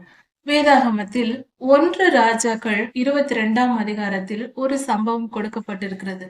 இந்த பொய்யை குறித்தான ஒரு சம்பவம். யூதாவின் ராஜாவாகிய யோசபாத் இஸ்ரவேலின் ராஜாவாகிய ஆகாபினிடத்தில் வந்து பேசுகிறார். ஒன்றாக ஒத்துமையாக பேசிக் கொண்டிருக்கிறார்கள் இரண்டு ராஜாக்களும். அப்பொழுது யோசபாத் சொல்லுகிறார், நீர் ஏன் ராமோத்திற்கு யுத்தம் செய்ய போகக்கூடாது, அது நம்முடையதல்லவா என்று சொல்லுகிறார். ஆலோசனை சொல்லுகிறார் யோசபாத் ஆகாப் ராஜாவுக்கு, இஸ்ரவேலின் ராஜாவுக்கு. அதை கேட்டதும் ஆகாப் ராஜா, இஸ்ரவேலின் ராஜாவும் ஒத்துக்கொண்டு நாம் அப்படி செய்யலாம் என்று, நீரும் என்னோடு வாரும் என்று கூப்பிடுகிறார். சரி என்று யோசேபாத் ஒத்துக்கொள்கிறார். என்னுடைய ரதங்கள் உம்முடைய ரதங்கள், என்னுடைய குதிரைகள் உம்முடைய குதிரைகள், என்னுடைய சேனைகள் உம்முடைய சேனைகள் என்று ஒத்துமையாக இருவரும் யுத்தத்திற்கு போக முடிவெடுக்கிறார்கள். அப்பொழுது யோசேபாத் ராஜா, யூதாவின் ராஜா சொல்லுகிறார் ஆகாபினிடத்தில், இஸ்ரவேலின் ராஜாவினிடத்தில், உம்மிடத்தில் உள்ள தீர்க்கதரிசிகளை அழைத்து கர்த்தருடைய வார்த்தையை கேளுங்கள் என்று சொல்லுகிறார். யோசேபாத்தின் இந்த செய்தியை கேட்டு ஆகாப் தன்னிடத்தில் உள்ள 400 தீர்க்கதரிசிகளை அழைத்து என்ன செய்வது என்று கேட்கிறார். அந்த 400 பேரில் ஒரு ஆள் சிதேக்கியா. சிதேக்கியா என்னும் தீர்க்கதரிசி அங்கு வந்து 2 இரும்பு கொம்புகளை உண்டாக்கி அதை தலையின் மேல் வைத்துக் கொண்டு, இந்த இரும்பு கொம்புகளைப் போல நீர் ராமோத்தை ராஜாவை வென்று குத்தி கொன்று விடுவீர், நீர் போகலாம், உமக்கு வெற்றி உண்டாகும் என்று ஆகாப் ராஜாவுக்கு கர்த்தர் சொன்னார் என்று சிதேக்கியா தீர்க்க தரிசனம் சொல்லுகிறார். இதை கேட்ட மற்ற அந்த 400 தீர்க்க தரிசிகளில் மற்றவர்களும் அதே போல ஒரே மாதிரியான தீர்க்க தரிசனங்களை சொல்லுகிறார்கள். இதையெல்லாம் கேட்டுக்கொண்டிருந்த யோசபாத் ராஜா, இவர்கள் தான் நம்முடைய தீர்க்கதரிசிகளா, வேறு யாரும் இல்லையா என்று கேட்கிறார். அப்பொழுது ஆகாப் ராஜா, இன்னும் ஒரு தீர்க்கதரிசி இருக்கிறார், ஆனால் அவர் எப்பொழுதும் எனக்கு நன்மை அல்ல தீமையையே தீர்க்க தரிசனமாக உரைக்கிறவர், அந்த தீர்க்கதரிசியை நான் அழைக்கவில்லை என்று சொல்லுகிறார். அப்படியானால் யோசேபாத் சொல்லுகிறார், அந்த தீர்க்கதரிசியை அழைத்து வரும், நாம் அவரிடமும் கர்த்தருடைய வார்த்தையை கேட்போம் என்று சொல்லுகிறார். அப்பொழுது மிகாயா தீர்க்கதரிசி அழைக்கப்படுகிறார். மிகாயா தீர்க்கதரிசி அழைப்பதற்கு இஸ்ரவேலின் ராஜாவாகிய ஆகாபின் பிரதானி ஒருவன் போகிறான். அவன் சொல்லுகிறான் மிகாயா தீர்க்கதரிசியினிடத்தில், நீர் வந்து நல்ல வார்த்தை எங்கள் ராஜாவுக்கு சொல்ல வேண்டும் என்று சொல்லுகிறார். அதற்கு மிகாயா தீர்க்கதரிசி சொல்லுகிறார், நானாக எதுவும் சொல்ல முடியாது, கர்த்தர் சொல்லுவதையே நான் சொல்லுவேன் என்று சொல்லி அந்த பிரதானியோடு கூட வருகிறார். இந்த 2 ராஜாக்களும் ஒளிமுக வாசலில் உட்கார்ந்திருக்கிறார்கள். அப்பொழுது யோசபாத்தும் ஆகாபும். அப்பொழுது மிகாயா தீர்க்கதரிசி வந்து, முதலில் போங்கள், உங்கள் இதுக்கு சொல்லி கொடுத்ததுபடி, அந்த பிரதானி சொல்லி கொடுத்த வார்த்தையின்படி மிரட்டியதினால் அதை அப்படியே சொல்லுகிறார், நீங்கள் போங்கள், உங்களுக்கு ராமோத்தில் வெற்றி கிடைக்கும் என்று. பின்பு ஆகாப் ராஜாவுக்கு, இஸ்ரவேலின் ராஜாவுக்கு சந்தேகம் வந்து, நான் உம்மிடத்தில் எத்தனை முறை சத்தியமாக வேண்டும், நீர் சொல்வது உண்மைதான், கர்த்தருடைய வார்த்தை தான் என்று சொல்லுகிறார். அப்படி கேட்ட உடனே மிகாயா தீர்க்கதரிசி உண்மையான தீர்க்க தரிசனத்தை அவர் சொல்லுகிறார். நான் ஒரு தரிசனம் பார்த்தேன், ஆடுகள் எல்லாம் மலையில் மேய்ந்து கொண்டிருக்கின்றன, அது மேய்ப்பன் இல்லாத ஆடுகளாய் திரிகின்றன, இப்படியாக நான் ஒரு தரிசனம் பார்த்தேன் என்று சொல்லுகிறார். அதன் பொருள் என்னவென்றால், இஸ்ரவேலின் ராஜா ராமோத்திற்கு யுத்தத்திற்கு போனால் ராஜா செத்து விடுவார், ஜனங்கள் எல்லாரும் மேய்ப்பன் இல்லாத ஆடுகள் போல சிதறி விடுவார்கள் என்று மிகாயா தீர்க்கதரிசி சொல்லுகிறார். இதை கேட்டதும் ஆகாப் ராஜாவுக்கு கோபம் வருகிறது. யோசேபாத்திடம் சொல்லுகிறார், நான் சொல்லவில்லையா, இந்த தீர்க்கதரிசி எப்பயுமே என்னை குறித்து தவறாக தான் சொல்லுவார், சரியான விஷயத்தை சொல்ல மாட்டார் என்று கோபப்பட்டு அவரை சிறையில் பிடித்து போட சொல்லுகிறார். அப்பொழுது மிகாயா தீர்க்கதரிசி ஒரு தரிசனத்தை சொல்லுகிறார். என்னவென்றால், நான் வானத்தில் பரலோகத்தில் கர்த்தர் உட்கார்ந்திருக்கிறதையும், அவருடைய கர்த்தருடைய சிங்காசனத்தின் வலது பக்கத்திலும் இடது பக்கத்திலும் சேனைகள் சூழ்ந்திருப்பதையும் கண்டேன். அப்பொழுது ஆகாப் ராஜா சாக போகிறான், அவன் ராமோத்திற்கு போகிறான், அவனுக்கு யார் உபதேசிப்பார் என்று சொல்லுகிற ஒரு குரலை கேட்டேன். அப்பொழுது அங்கு வந்து நின்ற ஒரு பொல்லாத ஆவி, நான் பொய்யின் ஆவியாய் போய் அங்கிருக்கிற தீர்க்கதரிசிகளிடத்தில் பேசி அதன் மூலமாய் யோசேபாத்தை கொல்வதற்கு நான் பொய்யின் ஆவியாய் அவர்கள் வாயில் இருப்பேன் என்று சொல்லி அனுமதி பெற்று வந்திருக்கிறது என்று மிகாயா தீர்க்கதரிசி சொல்லுகிறார். இதை கேட்டதும் இன்னும் அதிகமாக ஆகாப் ராஜாவுக்கு கோபம் வருகிறது. இரும்பு கொம்புகளை வைத்துக் கொண்டு பொய்யாய் சொன்ன சிதேக்கியா தீர்க்கதரிசி ஓடி வந்து மிகாயா கன்னத்தில் அறைந்து விடுகிறான். கர்த்தருடைய ஆவி எந்த வழியாய் என்னை விட்டு உன்னிடத்தில் வந்தது என்றார். அந்த தீர்க்கதரிசி தவறாக மிகாயாவை பேசுகிறான். அப்பொழுது நீ ஒளிந்து கொள்ள பழுதுங்கு அறையை தேடும் போது நீ அதை அறிந்து கொள்வாய் என்றார். சிதேக்கியா ஓங்கி அறைந்து விடுகிறான் மிகாயா தீர்க்கதரிசியை. அவர் நல்லவர், அவர் உத்தமன், அவர் உண்மையாய் தீர்க்க தரிசனம் சொன்னார். அப்படி இருக்க உடனே மிகாயா நீ ஒளிந்து கொள்ள பதுங்கு அறையில் நுழையும் போது அதை தெரிந்து கொள்வாய் என்று சொல்லிவிட்டார். ஆனால் ராஜா மிகாயா தீர்க்கதரிசியை சிறைச்சாலையில் போட்டு கொடுமைப்படுத்த விட்டுவிட்டார். ஆனால் கர்த்தர் என்ன சொன்னாரோ, உண்மையான தீர்க்க தரிசனம் மிகாயா மூலமாக வந்ததோ அதே போல நடந்தது. இந்த 2 ராஜாக்களும் யுத்தத்திற்கு போனார்கள். அப்பொழுது தற்செயலாக வந்த அம்பு அந்த ஆகாப் ராஜாவின் மேல் பட்டு ஆகாப் ராஜா அந்த இடத்திலேயே மரித்து விட்டார். இஸ்ரவேலின் ராஜா அந்த ரதங்களை எல்லாம் எடுத்துக்கொண்டு போய் தண்ணீரில் கழுவும் போது அந்த ராஜாவின் ரத்தத்தை நாய்கள் வந்து நக்கியது. இப்படியாக கர்த்தருடைய தீர்க்க தரிசனம் அப்படியே நிறைவேறியது. இந்த வேத பகுதியை பார்க்கும்போது பரலோகத்திலிருந்து அனுமதி பெற்று பொய்யின் ஆவி பூமிக்கு வந்து ஒரு தீர்க்கதரிசிகளின் வாயிலிருந்து இப்படிப்பட்ட காரியங்களை செய்கிறது என்று பார்க்கிறோம். பொல்லாத ஆவிகள் உண்மையே, அவைகள் தீங்கு செய்கின்றன, அவைகள் கொல்லவும் அழிக்கவும் வருகின்றன என்பதை குறித்து இதன் மூலம் தெரிந்து கொள்ளலாம். பொய்யை பேசுவது தவறு. நாம் பேசினால் பொய்யின் ஆவி வரும். பொய்யின் ஆவிகள் மனிதனுக்குள் நுழைவதும் உண்மை. அது இந்த சம்பவத்தில் தெல்ல தெளிவாக விளங்குகிறது. பொல்லாத ஆவிகள் மனிதனுக்குள் நுழைவதும் அவர்களை ஆளுகை செய்வதும் அவர்களை பாவம் செய்ய தூண்டுவதும் உண்மை என்பது இந்த வேத பகுதியில் தெல்ல தெளிவாக சொல்லப்பட்டிருக்கிறது. அதனால் பொய் பேசாமல் இருப்போம். பொய் பேசினால் பொய்யின் ஆவி உள்ளே வரும் என்பதற்கு தெல்ல தெளிவான சான்றாக இந்த 1 ராஜாக்கள் 22ஆம் அதிகாரம் நமக்கு வெளிப்படையாக சொல்லி காட்டுகிறது. வேதத்தை படிப்போம், காரியங்களை அறிந்து கொள்வோம், ஆவியின் மண்டலத்தை புரிந்து கொள்வோம், பரிசுத்தமாய் வாழ்ந்து நித்திய ஜீவனுக்குள் சென்றடைவோம். கர்த்தர் உங்களை ஆசீர்வதிப்பாராக. அடுத்த செய்தி நாளை மாலை 6 மணிக்கு. மாரநாதா.